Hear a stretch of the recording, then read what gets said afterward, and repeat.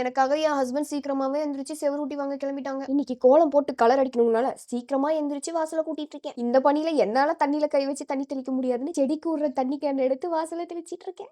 கோலத்தோட அவுட்லைனை போட்டாச்சு. இப்ப நம்மளோட கலர் அடிக்க கைவண்ணத்தை காட்டிட வேண்டியதான். உள்ள போய் பார்த்தா எங்க அத்தை கலர் மாவே கலக்கல. அப்புறம் நானே எங்க அத்தையும் கலர் மாவுல கலந்துட்டு இருக்க கேப்லயே ஹஸ்பண்ட் செவரூட்டி இருளும் வாங்கிட்டு வந்திருந்தாங்க. குட்டியூண்டு தான் இருக்கு. இது 150 ரூபாயா. எல்லாரும் என்னோட கோலத்தை பார்த்து ஆடி போயிடுவீங்க, அசந்து போயிடுவீங்க. டடா! அப்புறம் குருவிங்களுக்கு அரிசியை போட்டு எனக்கு நான் மாத்திரையை போட்டுட்டு வெளியே வந்து பார்த்தா இன்னமும் எங்கள் வீட்டில் பொங்கல் வேலை முடியல.